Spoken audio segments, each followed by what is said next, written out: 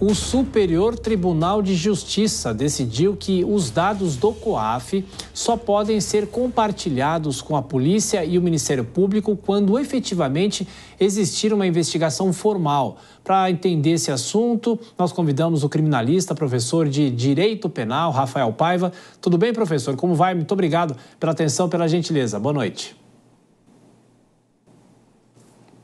Nessa noite de sábado, para falar sobre mais essa decisão do STJ. Muito obrigado. Bom, primeiro eu pergunto, como que isso era feito antes dessa decisão do STJ? A partir de agora, o que efetivamente vai mudar no uso dos dados do COAF? E se essa decisão tem repercussão geral ou se é uma decisão limitada? Bom, vamos lá.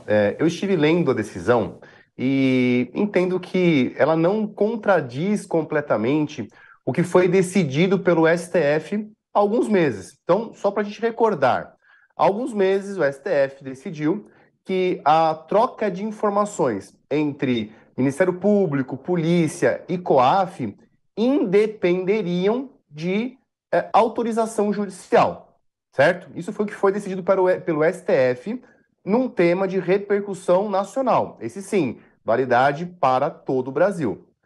O STJ agora, através dessa decisão da quinta turma, então respondendo a sua pergunta, não é uma decisão que vale obrigatoriamente para todos os processos, são processos que estão na quinta turma do STJ. O que ficou decidido é que fica proibido aquele phishing expedition. O que é isso? A troca de informações entre órgãos de persecução, então, Ministério Público, Polícia, com COAF, sem a prévia instauração de um inquérito policial. Então, o que o STJ decidiu agora, pela sua quinta turma, né, lembrando que não é uma decisão da corte, mas apenas dessa turma específica, é que para que o Ministério Público, a Polícia, possam receber informações do COAF, tem que haver um prévio inquérito policial ou um procedimento de investigação dentro do Ministério Público para que essa troca de informações seja viável, seja lícita. Doutor, eu vou passar agora a palavra para o Cristiano Vilela, que faz a próxima pergunta de advogado para advogado, né? Estamos sem o áudio do Vilela? Agora sim. Vai lá, agora sim. Boa noite, doutor. Satisfação falar com você aqui na Jovem Pan. Com relação a esse tema, na sua visão, na sua opinião, não é temerário que haja a possibilidade de acesso, de compartilhamento desses dados sem uma autorização judicial? É bem verdade que a decisão recente do Supremo Tribunal Federal, ela foi já bastante flexível, já firmou um posicionamento realmente já mais flexível com relação a isso, mas na sua opinião, não é algo que pode de alguma forma acabar prejudicando um direito tão importante, tão essencial do cidadão, que é o sigilo das suas informações financeiras? Meu colega, eu não tenho a menor dúvida, você está 100% correto. Realmente, essa dispensa de autorização judicial é um problema que nós vamos enfrentar, e a gente tem que ter em consideração que nós, como sociedade, muitas vezes, no afã até de perseguir o crime, de identificar criminosos, identificar crimes, punir quem viola a lei, muitas vezes a gente acaba passando um pouco do limite e deixa de seguir algumas regras, algumas garantias processuais importantes.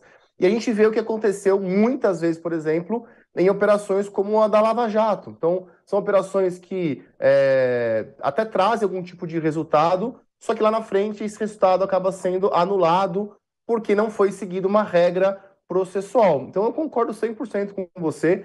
Eu acho que nesse caso específico, em se tratando de um direito constitucional, nossa Constituição garante o sigilo dessas informações, eu acho que é muito garantismo importante, nesse caso, a gente ter uma autorização judicial prévia, o que em nenhum momento afasta a possibilidade de investigação. Então, esses órgãos, polícia, Ministério Público, poderão continuar investigando, mas desde que tenha algum tipo de controle, porque se não houver um controle, a gente acaba caindo um pouco não num processo judicial, mas num nos processos de justiçamento. E aí isso é muito preocupante e a gente tem que evitar a qualquer custo. Doutor, no seu entendimento, por que há tanta preocupação ou discussão sobre os dados do COAF? Né? Claro que eu não sou advogado, eu tento fazer uma pergunta para o público, talvez, entender por que há essa preocupação com os dados do COAF. Por que esses dados são importantes, o que significam, o que indicam? Acho que é interessante explicar. Bom, esses dados do COAF, eles são importantes porque eles vão trazer todas as trocas financeiras, então, transferências de valores, compras, vendas, tudo que o indivíduo faz do ponto de vista financeiro, esses órgãos têm controle. Então, uma transação bancária, por exemplo, elas são identificadas pelo COAF e o COAF, então, tem uma função importante para identificar alguns tipos de crimes financeiros, tá? O problema aqui que a gente tem é que a polícia e o Ministério Público, em alguns casos, eles vinham adotando essa prática, que é uma prática temerária, e nós chamamos de fishing expedition. Então, é como se fosse uma pescaria mesmo, né? Então, os órgãos de controle, COAF, a Receita Federal, mandam informações suspeitas para esses órgãos, então, começam uma investigação, e não o contrário, né? O que a gente defende na esteira aí do que o STJ decidiu agora, recentemente, é de que as informações podem vir e elas devem vir. O COAF, a Receita Federal, tem um papel importantíssimo nisso. Mas primeiro a gente instaura o inquérito policial e depois vem as informações. E não o contrário. O contrário é temeroso. Então, eu tenho todas as informações de todos os cidadãos, né? Vamos lembrar que no ano passado ou retrasado, o próprio ministro Alexandre de Moraes e a Rosa Weber, também ministra do STF, tiveram problemas relacionados ao vazamento de dados do COAF nesse Fishing Expedition. Então, eu jogo as informações para esses órgãos sem algo concreto antes que justifique uma investigação, e isso pode ser usado, é usado muitas vezes como instrumento de vingança, instrumento político. Então é justamente isso que se busca evitar com essa decisão do STJ. E é minoria, né? O STF tem posição firmada em sentido contrário. Perfeito. Cristiano Vilela, mais uma pergunta. Doutor Rafael, nós tivemos aí, ao longo dos últimos 10 anos, um período talvez mais intenso de um certo lavajatismo, vamos assim dizer, né, de uma atuação mais firme do Judiciário, do Ministério Público, no sentido de combate do crime, enfim, por vezes até ultrapassando um pouco dos limites das garantias legais e constitucionais. Isso nos últimos anos vem arrefecendo.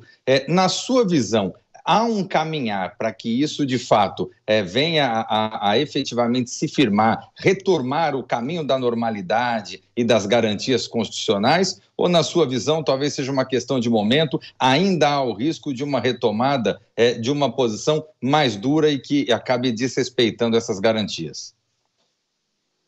Bom, a minha esperança é que nós voltemos a um período em que o garantismo era a regra, né? Mas eu não acho que isso venha acontecer. Eu acho que mudaram os personagens, né? Então, quem estava ali no banco do investigado eram outras pessoas. Agora nós temos um outro grupo político no poder e aí, consequentemente, tende-se a termos outras pessoas no banco dos investigados. Mas isso acontece ainda. Nós temos decisões do próprio STF, com o protagonismo aí do ministro Alexandre de Moraes, que também são extremamente contestáveis do ponto de vista do garantismo processual, do respeito às regras. Veja que o processo penal, ele existe como uma forma, inclusive, de garantia para nós, cidadãos, de que nós não vamos sofrer processos injustos, que nós não vamos ter acusações absurdas pesando contra nós.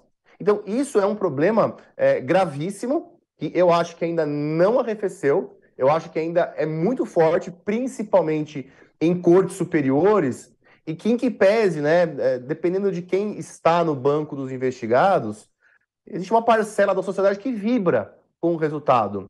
Só que esse resultado, ele é efêmero, ele é frágil, né? Ele é perigoso, ele cria um precedente perigoso. Então eu sempre digo o seguinte: juiz não é investigador.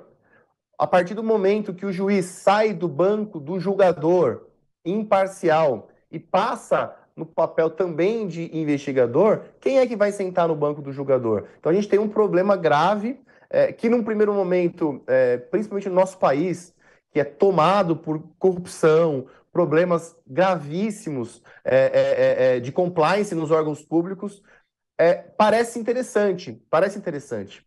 É um discurso tentador, sedutor, mas o resultado disso é perigoso, na medida em que a justiça não pode ser utilizada para fins de perseguição a determinados grupos por motivos A ou por motivos B, de acordo com quem está sentado no poder. Professor, eu queria fazer mais uma pergunta para o senhor em relação ao COAF. O senhor disse que o STJ tomou esse entendimento, meses depois do STF. O senhor acha que isso não está fechado? Ou seja, esses órgãos podem de novo mudar de entendimento? O próprio Supremo pode acabar interferindo numa decisão que o STJ teve? Como é que isso funciona? Sim, é uma decisão judicial, tanto a do STF, que tem repercussão nacional, como a do STJ, que tem uma repercussão muito menor, né, que apenas para aquele caso concreto, e revela uma tendência daquela turma do STJ, são passíveis de mudança. Então, a jurisprudência, toda hora, ela pode ser modificada.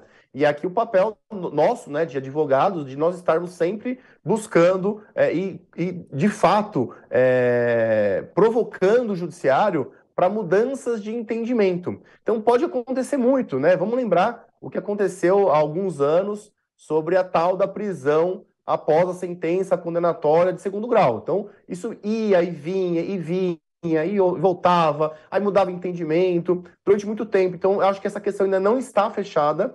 Eu acho que muita coisa vai acontecer, mas é como eu disse, no geral, a decisão do STJ, ela é importante porque ela traz uma regra óbvia do processo penal, mas óbvia, assim, muito óbvia, né? E ela não necessariamente contrasta com a do STF. Ela contrasta num certo sentido porque ela revela uma posição mais garantista. O que é um garantismo? É de realmente eu seguir a regra do jogo, mesmo que isso vai implicar em eu ter uma absolvição ou ter uma investigação um pouco mais fraca, porque eu vou garantir os direitos individuais das pessoas. Agora, de fato, muita água vai passar por baixo dessa ponte e eu particularmente espero que essa decisão do STJ, pelo menos, seja seguida pelas demais turmas, porque ela realmente revela o óbvio, e para que haja essa troca de informações entre o COAF e os órgãos de investigação, que tenha pelo menos um procedimento, um inquérito instaurado para investigar, e não o contrário, troca de informações sem ter nada, porque o inquérito é uma garantia de que aquilo vai sofrer um controle, de que existe algo formalizado,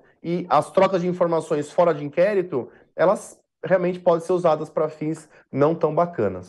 Entrevistamos o criminalista, professor de Direito Penal, Rafael Paiva. Professor, muito obrigado sempre pela atenção, pela gentileza. Bom fim de semana e até a próxima. Um abraço. Obrigado, boa noite.